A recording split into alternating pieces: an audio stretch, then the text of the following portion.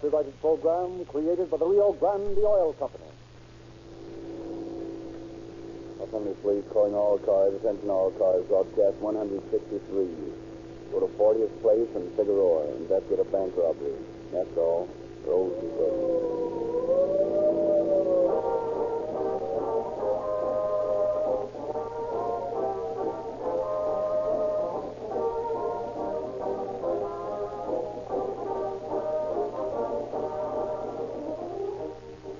We have told you many times in these broadcasts that Rio Grande cracked gasoline is by long odds the favorite motor fuel of the law enforcement and public protective agencies of our local government. But have you ever stopped to think what this really means? Well, here are the figures for 1936.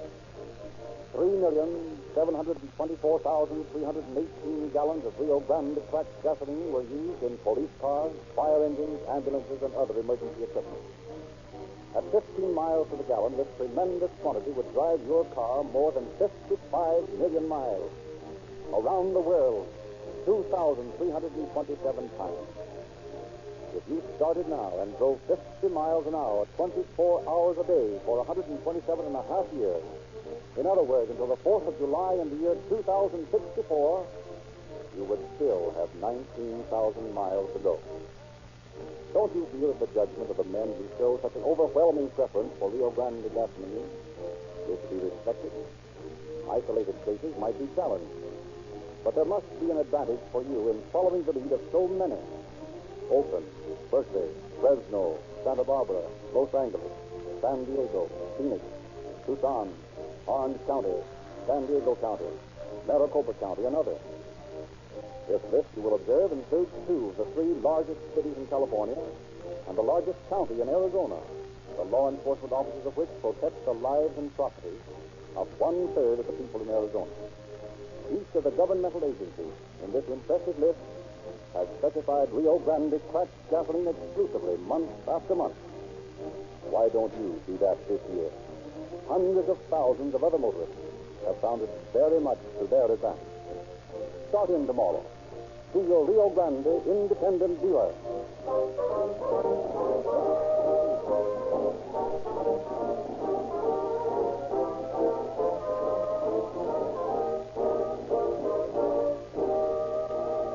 Once again, we present Chief James E. Davis of the Los Angeles Police Department.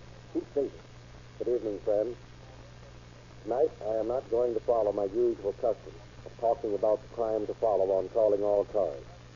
Instead, I should like to say a few words about a situation that has become a crisis here in Los Angeles, the problem of traffic fatalities.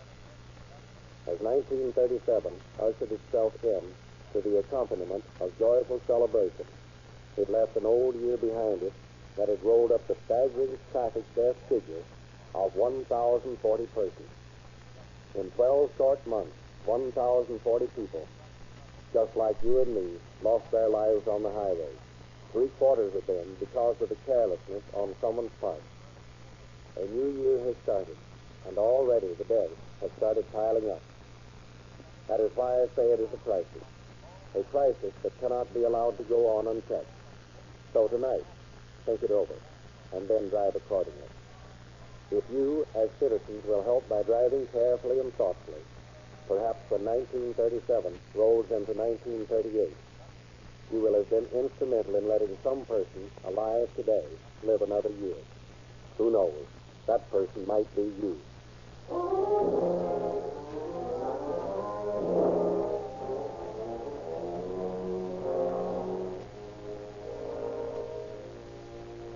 Los Angeles, April 15th, 1929, 2:30 o'clock.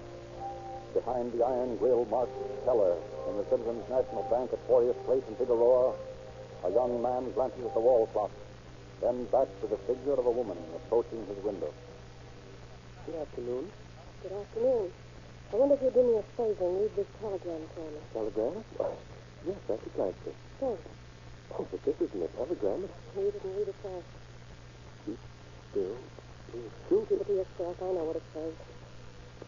Oh, but there isn't $5,000 in here. Listen, little man. You know what's good for you? Shove those bills across into this bag and make it fast and quiet. All right, I will. Here you are. This is all I've got. Now listen. You read in that note about being covered by 3 guns. If you make a crack to anyone about this for 20 minutes after I walk out of here, it'll be the last thing you ever say.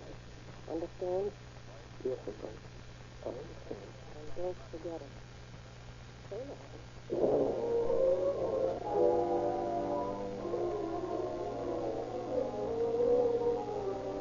Uncertain as to just what to do, the young fellow stands in his gate for 5 long minutes. The woman's warning words ringing in his ears. Don't tell anyone for 20 minutes or else. Then, by a supreme effort, he shakes off the fear that binds him and hurries to the chief seller's office where he tells his story. And when he has finished, a stony silence is his only answer. Then, Do you expect me to believe that? Expect you to believe it. Of course, it's what happened. A woman walked in and asked you for all the money, and you just handed it over and then stood there for 5 minutes before telling anybody. Well, she told me I'd be killed if I moved for 20 minutes. I didn't want that to happen. Oh, no, of course not. And you didn't want anybody to find out about it until your confederate had plenty of time to get away, did you? What are you talking Just about? that. You thought you could get away with this little scheme. You thought everybody would believe your story about a holdup. Well, it won't work. But it's what happened. I don't believe one word of it. And I don't think the manager will either. However, we'll just go up to his office and see. Come along, Mr. Brown.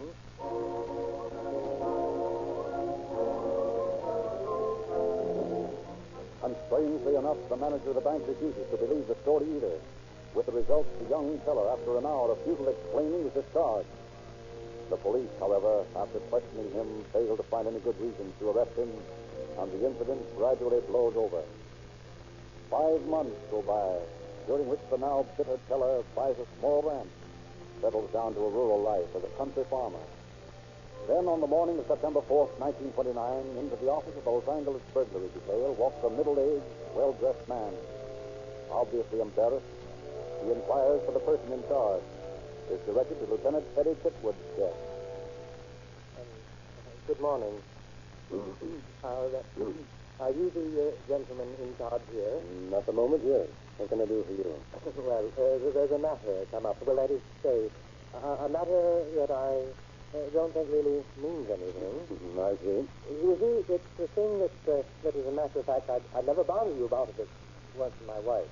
She insists that I report it. Well, go right ahead. What's it all about?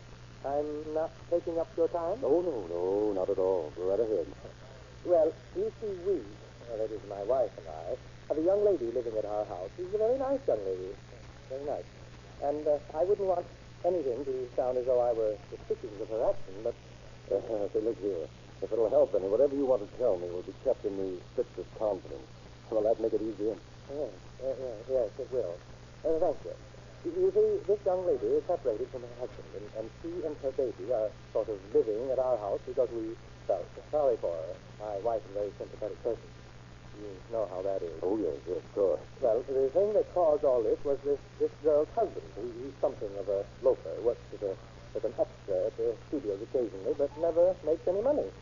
But he's been coming over to see her every once in a while, and last night he had a lot of money with him. I mean, really, a large amount. Well, naturally, my wife thought it kind of strange, and as a matter of fact, so did I. But it isn't our business, and, well, I resolved for letting it go. But you changed your mind? Yes. Well, that is my wife changed it for me. She feels that you should know about it, and she said that if I wouldn't come down, she would. So I came down. Did this man say where he got all this money? Oh, no. Naturally, we didn't ask him. But I noticed that it was mostly all in $20 bills. That seems rather odd in itself. All 20s, huh? Yes. Well, if you leave your name and address and phone number with me, I'll look into it and let you know. What's this girl's husband's name? Martin. Jim is his first name, I think. Jim, yeah, Martin. And you say he works as an extra occasionally? Yes. Through some friends of his. All right. I'll look into it and let you know. And thanks a lot for coming in. Oh, that's quite all right. Well, good day.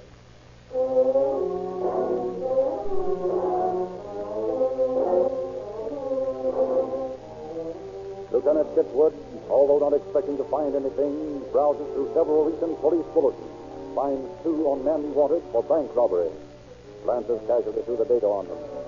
Suddenly, he notices one line that bears a significant statement. Oh, Ed. Yeah? Come here a minute, will you? What's on your mind? Listen to this. The bills stolen in this robbery consisted mostly of $20 bills. So? I've got a brainstorm. You saw that fellow I was talking to a while back, middle-aged fellow? Yes. And he came in to tell me that a young man whose ex-wife lived at his house flashed a roll of 20s last night. A young man that never has a dime to his name. You figure he might know something about this bank job? I figure we might do well to have a talk with him. Okay, when do we start? Well, I think now would be as good a time as any. We'll take this bulletin with us and see how the description checks. Come on.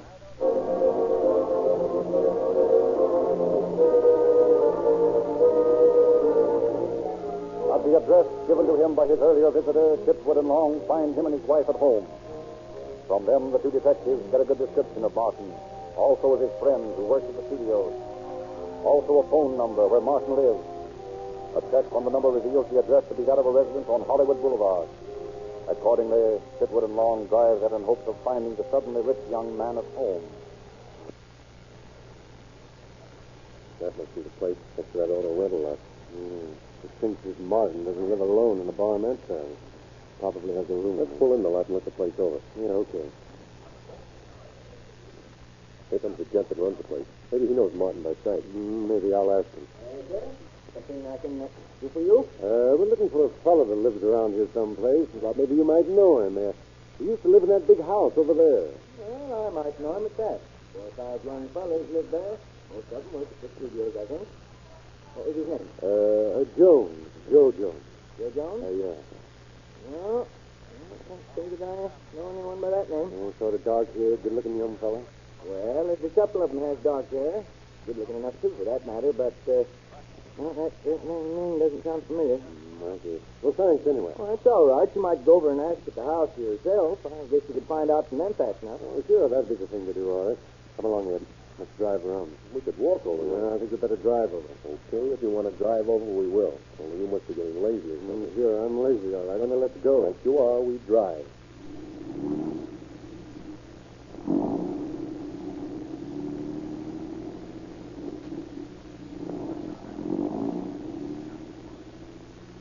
Guess we turn right here. No, keep going straight ahead. But I thought we were going to find out. I know the house, but we're not. I've got a hunch that our friend Martin might get wise if we did that and pull out on him. So we drive to your house and get your wife to call this number and ask for him, you see. And then we give him some story to get him away from there and pick him up. What's the story? I don't know yet. You drive, and I'll think it up on the way.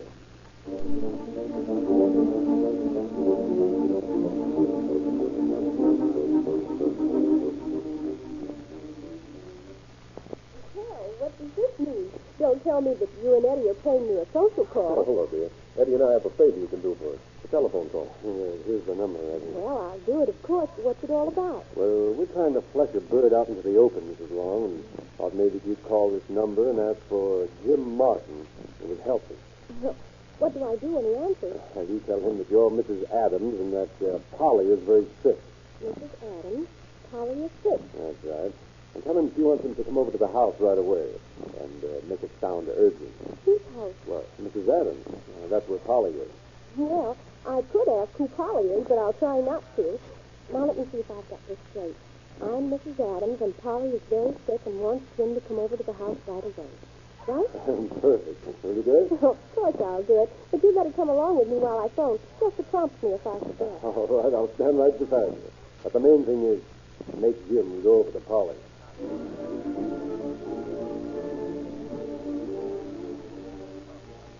Calling the number, Mrs. Long contacts a man who says he is Jim Martin. Given the message, he sounds at first skeptical, but finally says he'll be over in 15 minutes. Accordingly, Chitwood and Long lose no time driving to the Adams house, where they park their car and make plans. Long agrees to watch from across the street while Chitwood takes a position next to the house from where he can see but is hidden from sight himself. 10 minutes pass. 15 minutes, and no sign of the wanted man. Then suddenly a car pulls up across the street. A tall, dark-haired man steps out, starts across in a straight path for the house. Waiting until he's certain, Chitwood watches. The man crosses the lawn, almost reaches the porch steps. Then, making no noise, he walks up behind him, takes his arm. Hello, Jim. Huh? Say, what the devil is this? Where are you headed for, Jim? I was just looking for an address, and my name's not Jim. Not Jim. Jim Martin? No. I never heard of him. What is your name? Smith, Bill Smith. Bill Smith, eh? That's certainly an original name. Bill Smith. Well, that's my name. Okay, Bill. Let's you and I take a ride down to the station. I want the boys to get a look at the eighth wonder of the world, the original Bill Smith.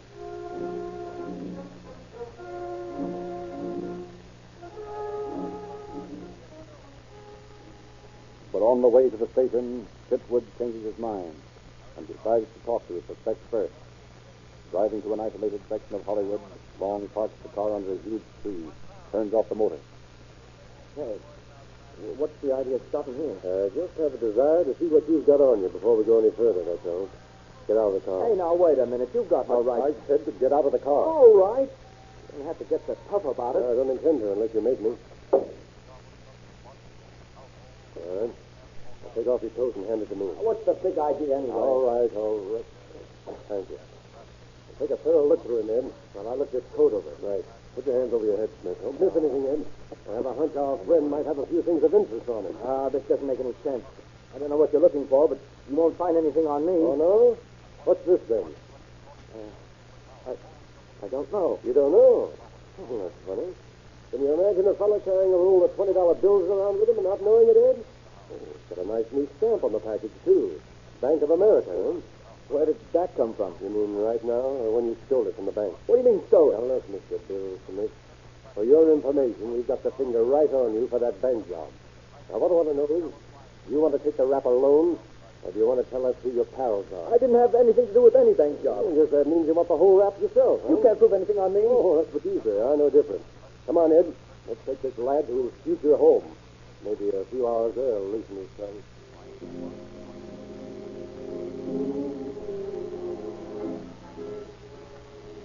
But Martin, although practically as good as convicted on the strength of the evidence found on him, refuses to talk anymore. And later, still denying everything, he's placed in jail. From his wallet, the name Bert Hall is taken on a card with a phone number written below it. Acting on a hunch this might be another of the gang, Chitwood and Long check the address, then drive out to a place in the lower Hollywood Hills. But when they arrive there, sudden doubt assails them. Listen, Eddie, something's wrong here. This is a respectable, high-class neighborhood. Look at the houses. Yeah, this place is much too elegant for a crook to hang out. Oh, look over there. A little girl coming out of the house. Yeah. Now, come on. We got the wrong place. Let's go back and check the address again. Okay, it's a cinch that this is the wrong place.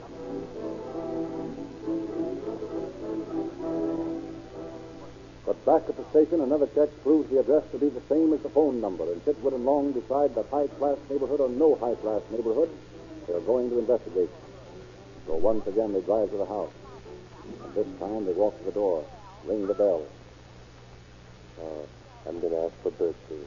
If anything happens, be ready to push in with me. Yes? Oh, hello. Bert here? No. Well, we're friends of He's his. not here. Oh, working at the studio? Why, yes. You say your friend is here? That's right. Aren't we, Ed? Oh, sure enough. Do you think you'll be back soon? No, not too late. Probably be 12 or 12:30. Oh, that late, eh? I'm afraid so. You still got any of the money left in the bank pickup? Well, so what are you trying to pull? No, you don't. Get your foot out of the door! Tell it's open. We're coming in. You can't break into my house like this. Oh, all right, lady. All right, now just take it easy. Might as well, because we're all going to sit right here and wait for Bert to come home. Say, you're cops, aren't you? That's right. Well, you're barking up the wrong tree. You know what you're under arrest for? No, of course not. Oh, that's 2 counts against you. First that slip you made when I asked you about the money, and now this. Come on, why don't you relax and tell us all about it? I don't have the faintest idea what they're talking about. As far as I'm concerned, you can sit here till the cows come home. Sorry, we're not interested in cows. All we want right now is your friend, Bert. The cows will have to wait.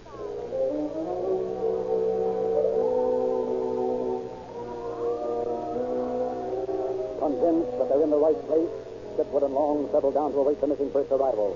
Several hours go by and no sign of him. At 11:45, Long decides to go outside and keep his eye out in case the man might arrive and get wise. Chitwood and the woman sit inside, staring at one another. Suddenly, she grabs her jaw, a look of agony on her face. Oh, What's the matter? oh, my teeth. God bless them every once in a while. Got to hurt like this. Oh, Anything I can do to make it feel better? no. Oh, if I could go into my room and lie on the bed, I could put a cold compress on it. That stops the pain. I'd lie down here on this couch. No, I want to lie on my own bed. It's more comfortable. You want to come in there with me? I can't see what's wrong with it right here on the couch. I want to lie on my own bed. Okay, then, all right. Thanks. It's right in here. Wait a minute. What? I don't like the idea. You want to get in there too badly. I think I'll call my partner and see what you're up to. Oh, it's nothing. It's only that my teeth hurt so. Save it. Better not make any fast moves when I open this door. Oh, Ed, come here a minute, fast. What's up? I'm not just sure. Come on in. Keep a close eye on this woman while I look into that bedroom. Something tells me all is not as it should be. Okay, go ahead. I'll watch it. Anything starts, you take care of her, and I'll do the rest, right? There's no one in here. Let's see what's so interesting about this bed. Oh, so this is the answer, huh? These nasty-looking guns. Yeah, they're loaded, too. Well, two more. What's the idea of the arsenal, ladies? You don't feel like talking, huh? Well, I can tell you instead, then. You thought I'd call for that toothache gag and walk in here with you, huh? Then all you had to do was reach under the covers and grab one of these guns and blast me to pieces. Is that right? Yeah, sure. You still don't feel like talking. Oh, I don't blame you. Well, let's see if there's anything else under here. Well, now, isn't this a nice little nest there? What have you found now? A roll of 20s big enough to choke a horse. Well, it just about stitches it, doesn't it? I'd say so. All we got to do now is just sit tight and wait for Bert. And won't he be surprised when he gets there?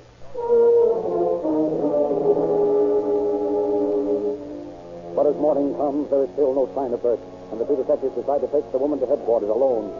All the way in, they take turns trying to get her to talk. And all the way in, she refuses to admit any knowledge of anything. At last, as they pull up in front of the Hall of Justice, Fitwood plays a trump card. Well, here we are. All right, whatever. The last chance to talk. I haven't anything to talk about. Oh, that's sure funny. Martin had plenty to say. Martin? Why, sure. We've had him here since yesterday.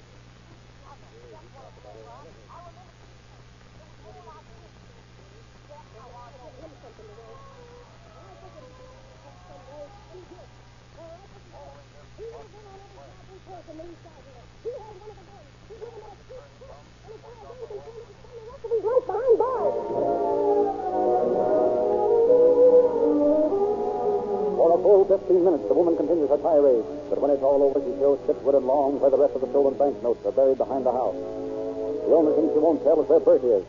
But Fitwood and Long, after placing her behind bars, face Martin with her accusations. And as a result... All right. If that's the way she's going to play, then I'll play the same way. Why, she's the head of the whole outfit. She's the one that pulled the actual stick-up. And she's the one that planned them out. And that husband of hers, Bert, was right with her all the time. They're the ones that engineered everything. I only helped. You know where I can get hold of him? Well, I know he works at the World Picture Studio. If he's not there now, they can get him. Well, that's fine, Martin. In fact, it's better than that. It's perfect. Come on, Ed. We're going to haunt the studio.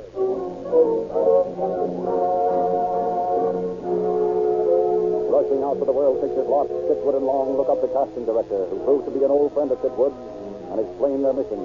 At first, the director refuses to believe that a bank robber could be working for him. But finally, he checks the list of bit players and finds the name Bert Hall, ready, with a private phone listening app. Under Fitwood's instruction, he calls the number, informs the man who answers to have Hall come to the studio for retakes at once. Then they settle down to wait. And for once, their wait is a short one. And an hour after the call, a well-built, dark man walks in, places his elbows on the counter, and leans through the little window marked casting, inquires if Bert Hall was called for retake. Silently, Fitwood edges up behind him, reaches around his arms, and snaps a pair of handcuffs on his wrist.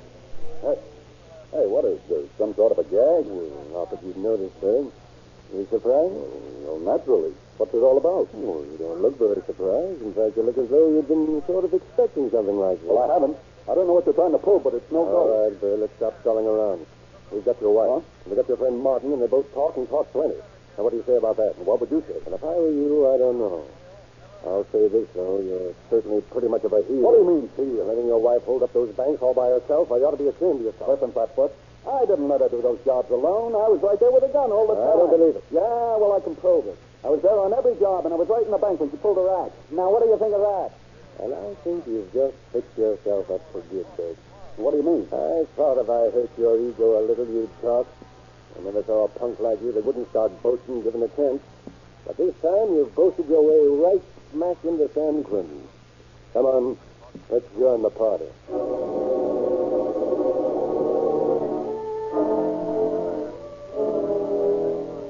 few days later, a somewhat chagrined Chief Keller once again faces his ex-employee, prepares to make amends. Young man, it's good to see you again. Thank you, sir. You know, of course, why I sent for you, sir. Yes, sir.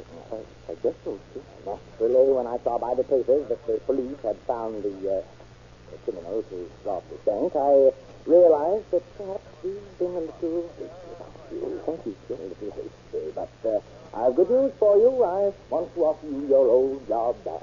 Well, thank you, sir, but you see, I don't want it. You don't want it? No, sir. You see, if I hadn't been fired, I might never have known what a farm was like. But, well, I was fired, and now, well, sir, I don't ever want to leave my farm. I don't want to work in a bank again as long as I live.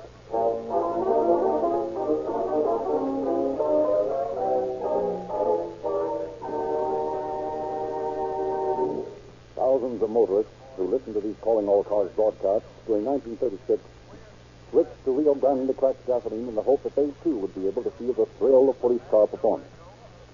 They were not disappointed, for independent Rio Grande dealers offer to the public exactly the same Rio Grande cracked gasoline that powers more police cars, fire engines, ambulances, and other emergency equipment wherever it is sold than any other brand. Thousands more will switch to Rio Grande cracked gasoline during 1937. Will you be one of them? Why not? Don't be satisfied with sluggish, slow-burning, sputtering gasoline. Rio Grande cracked gasoline costs you no more. And Rio Grande cracked gasoline is broken up, cracked into tiny atoms which burn more readily and more completely. This is why you get quicker starting, faster pickup, greater power. Your independent Rio Grande dealer also offers you the best motor oils you can buy. No wax, no petroleum jelly, no impurities in Sinclair, Pennsylvania, and Sinclair opening motor oil. So free-flowing and heat-resisting, you can use the same grade summer and winter. Sinclair eyes for safety. And have you seen the latest copy of Calling All Cars News? Your independent Rio Grande dealer will be glad to give you a copy free. Brighter and easier this year than ever before. Exclusive Screen Star news, thrilling detective stories, many photographs, and illustrated features. Get your copy tomorrow.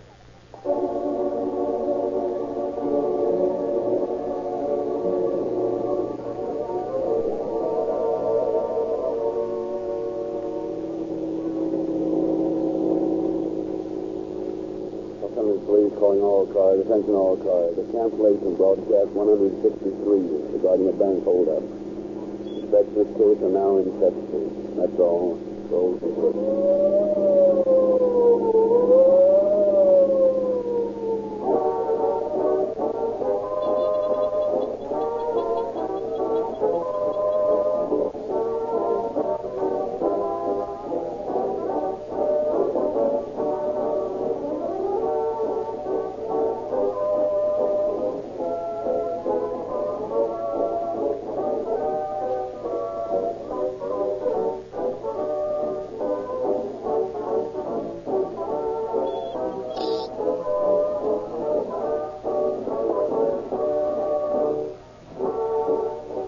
Your narrator, Frederick Lindsley, bidding you good